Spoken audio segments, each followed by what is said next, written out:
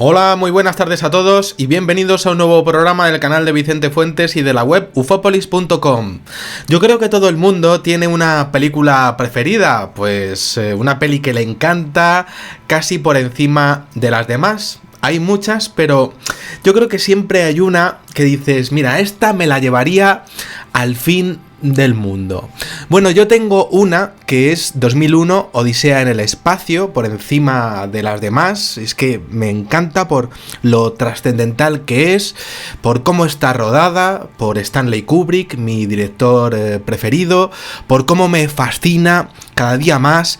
Y es que me pasa cada vez que la veo. El mítico monolito, a veces es que no se me va de la cabeza, es artificial sin duda. Y fijaros en todo lo que llevo dicho, ¿no? Espacio y artificial. Estas dos palabras son las claves de este programa, que como veréis al final podrían ser las claves del argumento real de una película que podría ser la de nuestras vidas. Un film de ciencia, en este caso de no ficción, que la humanidad está empezando a escribir y descubrir en su ciencia con la entrada del cuerpo más extraño, más extraño que jamás pudiésemos haber imaginado que iba a entrar en nuestro sistema solar. Y es que al igual que el monolito de la célebre película, su presencia aquí resulta un auténtico misterio, y os cuento.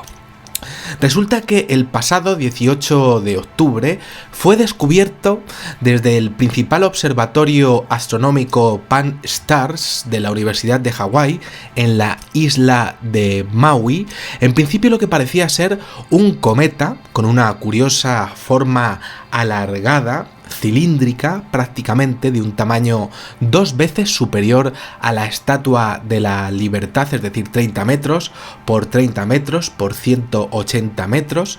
Era un cuerpo pues alargadísimo, estaba viajando a toda velocidad, a toda leche, venía para acá, con también una órbita hiperbólica nunca vista y claro, venía y presentaba un movimiento más cercano a lo que parecía ser pues prácticamente denominarse una operación de visionado militar, de observación por su trayectoria.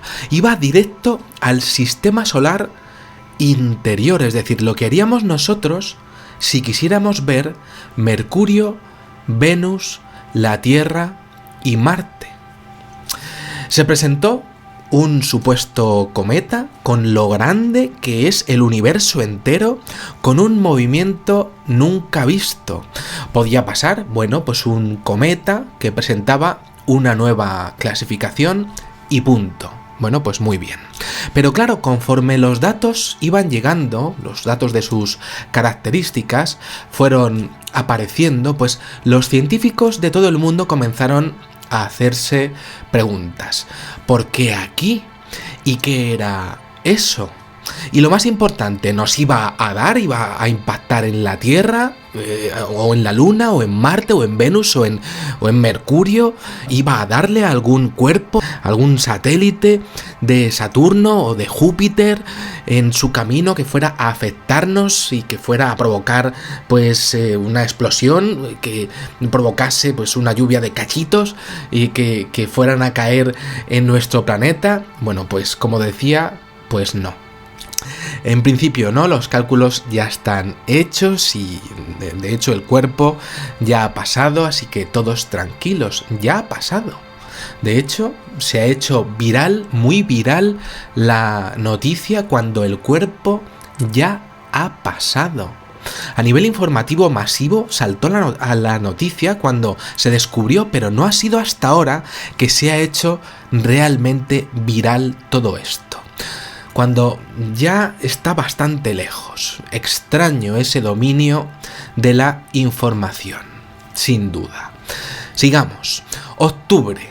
El cuerpo entraba a toda velocidad y los científicos ya le habían puesto nombre nada más verlo. En lengua hawaiana pues se llamaba Umiamia. Se escribe Oumuamua, pero se tiene que decir Umiamia. Muy bien. ¿Y esto qué significa en lengua hawaiana? Pues significa visitante de lejos que llega primero. Visitante de lejos que llega primero. Al ser el primer asteroide que viene de otra galaxia y hacía eso. Suena sugerente sin duda. Si es un meteorito, claro, algo que duda el mismísimo Stephen Hawking. Pero bueno, no adelantemos acontecimientos. Los telescopios Huygens, Kitt Peak y el nórdico de Las Palmas también lo vieron. Estamos en octubre. Era rarísimo, era familiar por algunas características, en algunas cosas por tamaño y ciertos valores de rotación, pero otros resultaron ser únicos. Había puntos que no encajaban, como por ejemplo su velocidad, 44 kilómetros por segundo. Se supo que Umiamia mostraba una velocidad que era 27 millas por segundo, lo que hizo plantear a muchos la gran pregunta. ¿Estamos ante un objeto manufacturado, es decir, artificial?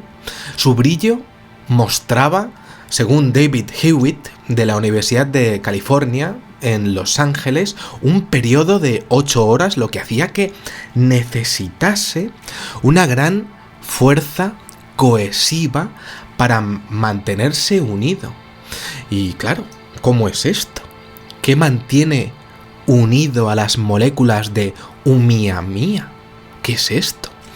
La versión oficial de NASA, en colaboración con la NOAO, es decir, el Observatorio Nacional de Astronomía Óptica de los Estados Unidos, y su portavoz Jayadev Rajagopal, bueno, pues estamos ante un cometa que ya ha pasado a una distancia 60 veces mayor que la que tenemos nosotros con la Luna, algo absolutamente sorprendente.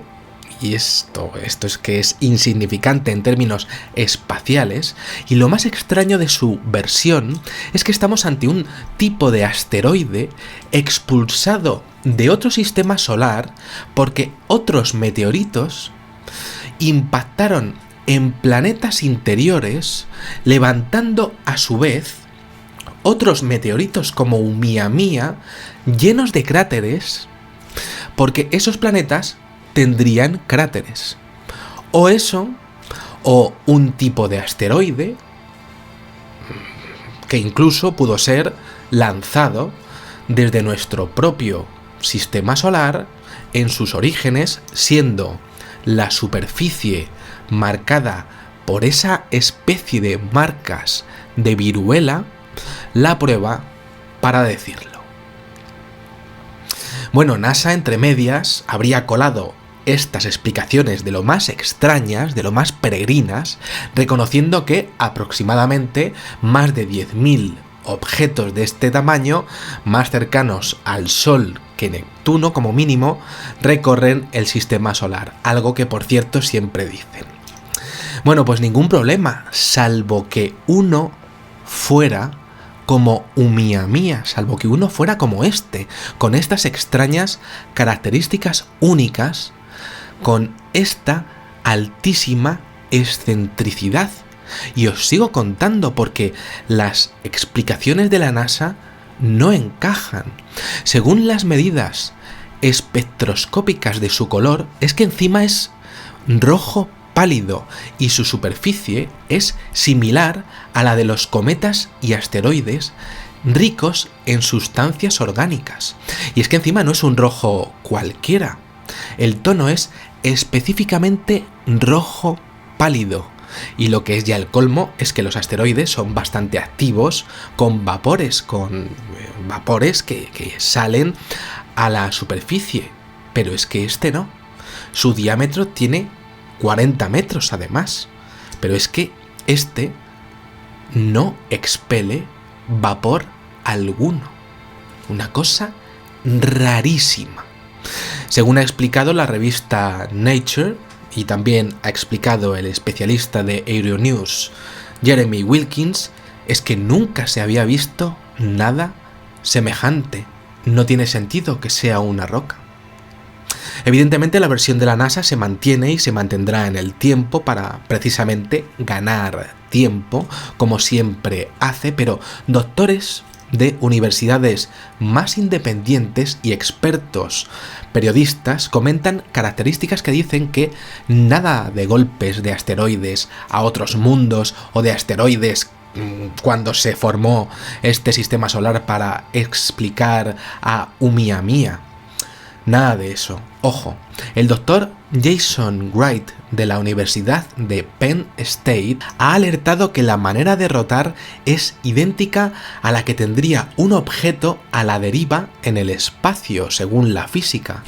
Y claro, esto es interesantísimo porque esto lo ha confirmado el astrónomo Daniel Marín, sin decir que es un objeto, sin mojarse, pero sí exponiendo que si Oumuamua se acercó al Sol desde la constelación de Lira, es decir, esto no significa que proceda de Vega, pero acercándose desde Lira, pues esta posición sí coincide con el ápex solar, lo que significa que eso sí es muy probable que, que llegue un objeto interestelar que llegue a la deriva completamente. Esto es interesantísimo, sin duda. Marín también apunta a su bajo tamaño si hubiera venido del cinturón de Kuiper y lo más increíble, la posibilidad de que sea un objeto de la nube de Oort de nuestro propio sistema solar. Claro, un objeto que haya sido perturbado o alterado en su órbita hasta situarse en una órbita hiperbólica por un planeta todavía no descubierto. El planeta X, el famoso planeta Nibiru, que estaréis pensando todos, el planeta 9. Si fuera así, tendría que ser otro planeta. Sería otro hipotético planeta, ya que su órbita, ese planeta, pues su posible órbita no coincide con la posición prevista con el hipotético posible noveno planeta predicho por Michael Brown y Konstantin Batygin. Esto es interesantísimo, sin ninguna duda. Estamos, por tanto, ante una nave que venía hacia aquí, que era de roca en el exterior y metal en el interior. Esto es bastante difícil de creer, por supuesto. Y está dañada y a la deriva y venía a visitarnos, a vernos. Parece una hipótesis disparatada porque había sido vista de inmediato.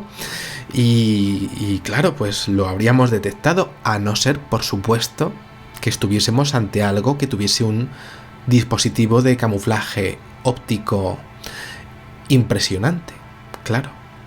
¿Y qué tipo de operación sería esa a nivel militar? Aparecer, que te vean, sin duda, hacer que eres un asteroide, nunca visto, acercarte, ver lo que hay y alejarte. Wright expone que sus niveles de rotación son los esperados para un cuerpo metálico a la deriva, pero ya hemos visto cómo se ha acercado directamente al sistema solar interno y se ha acercado al sistema Tierra-Luna de forma impresionante, dando volteretas, según sus propias palabras además. 60 unidades Tierra-Luna pueden parecernos lejísimos, pero es que es cerquísima según una perspectiva espacial. Wright ha seguido con el estudio de este cuerpo y ha comunicado públicamente que si no se está viajando a la velocidad suficiente como para escapar de nuestra galaxia, tendría directamente este cuerpo que haberse termalizado y sus moléculas tendrían que haber alcanzado un equilibrio térmico mediante la interacción entre ellas. Bien, pues esto aquí no ha pasado. Visto el brillo que muestra, y de hecho, si hubiese tripulantes dentro y estos hubiesen perdido el control de Umiamia, efectivamente estaríamos ante pues lo que podría ser pues básicamente un auténtico accidente de lo que sería pues un objeto volador no identificado. Pero claro, un objeto volador no identificado con una parte rocosa fuera y con una parte metálica dentro. Un objeto de una gran solidez interior que además provocaría, según nuestros datos, una gran diferenciación con respecto a cualquier cometa o asteroide ordinario. El doctor Jason Wright expone también la teoría de que estuviésemos ante una nave artificial autorreplicante, es decir, no tripulada, que buscase materiales en bruto, es decir, agua, gases o minerales, por ejemplo, en sistemas estelares vecinos, una nave mandada por una civilización más evolucionada que la nuestra y que hubiese perdido su rumbo. Al decir autorreplicante me refiero a que sería capaz por sí misma de mantenerse en el espacio sin depender absolutamente de nadie, estando camuflada bajo una roca. En este punto es muy interesante la opinión de la científica planetaria Michelle Bannister sobre, como decía, los cambios en los brillos y el color a escalas no regulares en este cuerpo, teniendo en cuenta que en sus cálculos, siempre perfectos para otros asteroides, Umiamia está tambaleándose y encima tiene un punto más rojo. Es que no encaja. Eso sí, una cosa ha quedado clarísima de verdad: la posibilidad de que estemos ante un compuesto metálico. Ni el VLT ni el CFHT, según el GST, el Gemini South Telescope, han sido capaces de detectar ni una sola coma alrededor del cuerpo a pesar de su enorme resolución, por lo que también queda confirmada la ausencia de volátiles, es decir, de hielos, en la superficie de Umiamia. Se trata, por tanto, de un cuerpo rico en metales y en rocas, y no hay hielo allí. Entonces, claro, si fuese artificial, podría haber algún tipo de señal de radio, que quedase algo que estuviese emitiendo allí. Pues resulta que vamos a intentar escucharlo. El equipo de científicos especializados en la búsqueda de señales de radio de Yuri Milner estarán escaneando esta semana con el telescopio de Green Bank en West Virginia a este cuerpo, y en principio tardarían menos de un minuto en detectar si existen señales de radio en él. Va a ser difícil, pero bueno, pues se va a intentar. Va a ser difícil sobre todo por la distancia a la que está ya, ¿no? Pero bueno, vamos a intentarlo, ¿no? Después de este primer intento habrá más intervalos de experimentación, pero bueno, la primera fase de observaciones durará un total de 10 horas divididas en 4 intervalos escogidos de acuerdo al periodo de rotación rarísimo que tiene este supuesto asteroide. Una cosa desde luego está clara, y es que, según ha avalado Abe Loeb, del Departamento de Astronomía de Harvard y uno de los consejeros del proyecto de Breakthrough Listen, que esto es un detalle que avalaría la hipótesis de una arquitectura eficiente al respecto de lo que podría ser una arquitectura extraterrestre, pues para un transporte para distancias largas entre sistemas solares, la forma que tenemos aquí es perfecta, desde luego muy eficiente para lo que sería una nave interestelar, dado que minimizaría la fricción y el daño provocado por el polvo y el gas que pudiera encontrarse en el camino. Esto es algo evidente. Entonces estamos hablando de que existe una nave dentro de una gran roca que ha venido a vernos y que va completamente a la deriva. ¿Hay seres dentro? Difícil de decir. Claro, eso conllevaría una operación militar absolutamente colosal y, por supuesto, de ingeniería por parte de una especie avanzadísima y el tema es ese, ¿no? Pero vale la pena estudiar una cosita más de Umia Mia, porque es que este cuerpo es especial. Estos tonos de rojo que hemos podido detectar podrían ser la clave. Resulta que son comunes en los objetos del cinturón de Kuiper, situados a las afueras del sistema solar, pero también en los asteroides del tipo D que se hallan en la parte exterior del cinturón de asteroides. Cinturón de asteroides del sistema solar. Bien. Y también en los asteroides troyanos. Bien. Lo que pasa es que hay un problema. Estos asteroides tienen su origen en el cinturón de Kuiper. Bien. En ambos casos el color rojo y el bajo albedo se cree que es una prueba de la presencia de sustancias orgánicas complejas. Muy bien. Y aquí lo que ocurre es que Umia Mia por fuera tiene características de asteroide y no de cometa. Y es que no es lo mismo. Entonces hay algo que no encaja en todo este vuelo que hemos presenciado. La extraña explicación de la NASA, las características de los vapores, básicamente que no hay vapores, los colores y sus orígenes, su rotación y su extraña cercanía en su visita, su inmensa velocidad y su forma, sus movimientos similares a los que llevaría una nave a la deriva y la solidez que muestra. Como vemos, son muchos algos. Y bueno, esto lo he intentado explicar de la mejor manera que he podido. Esperemos que este, pues, extrañísimo Empire State, que va dando vueltas por ahí, pues no vuelva, o al menos esperaremos que en las 10 horas que se escuchen, en este experimento haya algo, pues escuchemos algo, o en el futuro, pues podamos ver algo.